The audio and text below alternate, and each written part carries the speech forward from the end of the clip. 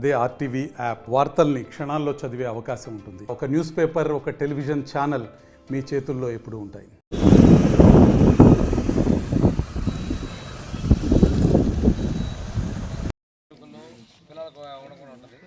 తర్వాత వేరే డోనర్స్ చెప్పైనా ఈ మొత్తం చేపించేసి ప్లేయింగ్ గ్రౌండ్ చేపిస్తాం.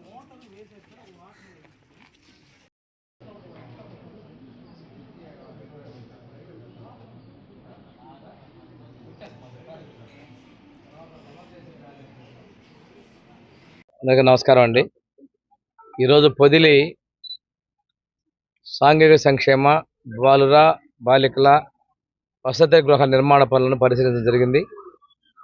ఈ హాస్టల్స్కి రెండింటికి కూడా కలిపి దగ్గరగా 79 లక్షల రూపాయలు మంజూరు చేయడం జరిగింది. ఈ బాయ్స్ హాస్టల్ 90% పని పూర్తయింది. బాలికల వసతి గృహంలో దాదాపుగా 75% పూర్తయినట్టుంది.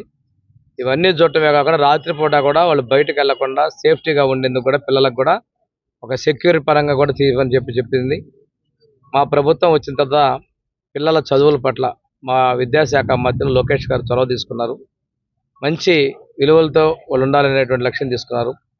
పౌర సరఫరాల శాఖ మంత్రులు మనోహర్ ముఖ్యమంత్రి ఆదేశాల ప్రకారం మంచి నాణ్యమైన బియ్యాన్ని మధ్యాహ్న భోజనానికి హాస్టల్ కూడా అందిస్తూ ఉన్నాం.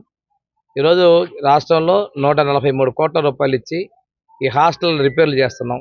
ఇంతేకాకుండా ఈ హాస్టల్స్లో కూడా స్వచ్ఛాంధ్ర కార్పొరేషన్ కింద టాయిలెట్స్ కూడా మంజూరు చేయడం జరిగింది. ఎక్కడా కూడా విద్యా ప్రమాణాలు స్కూల్స్లో రాజీ పడకుండా, వసతి గృహాల్లో కూడా రాజీ పడకుండా మేము పనిచేస్తున్నాం. మా లక్ష్యం ఏంటంటే యువత చెడు ద్రోవ పట్టకూడదు, డ్రగ్స్ లాంటి అడిగి పోకూడదు, బానిస కాకూడదు, చదువుకోవాలి, మంచి ఉద్యోగాలు రావాలి, ఆ కుటుంబం ఆర్థికంగా స్థిరపడాలి అనేటువంటిది ఒక ముఖ్యమంత్రి గారి ఆలోచన.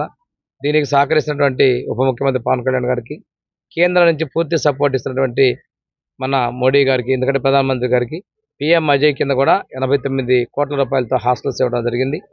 దాంతోపాటుగా మనకి ఈరోజు మళ్ళా కలెక్టర్ గారు కూడా ఒక 20 కోట్లు ఇవ్వడం, మొత్తం 100 కోట్లతోటి కొత్త హాస్టల్లో నిర్మాణం చేస్తున్నాం రాష్ట్రంలో. దాంతోపాటుగా 58 కోట్ల రూపాయలతోటి స్వచ్ఛాంధ్ర కింద టాయిలెట్స్ ఇస్తూ ఉన్నాం. 143 కోట్ల రూపాయలతోటి ఈ హాస్టల్ రిపేర్లు చేపడుతున్నాం. ఇంత పెద్ద మొత్తంలో ఇంతకుముందు ఎన్నో చేయలేదు. మా ప్రభుత్వం పేదల పట్ల, ముఖ్యంగా ఎస్సీ ఎస్టీల సంక్షేమం పట్ల ముందుకెళ్తున్నాం. ఎస్సీ విద్యార్థులు నీట్లో కొంచెం మిస్ అయిన కూడా లాంగ్ టర్మ్ కోచింగ్ ఇచ్చి వాళ్ళకి ఎంబీబీఎస్ కూడా ఎక్కువ మందిని చేర్పించే చర్యలు తీసుకుంటున్నాం.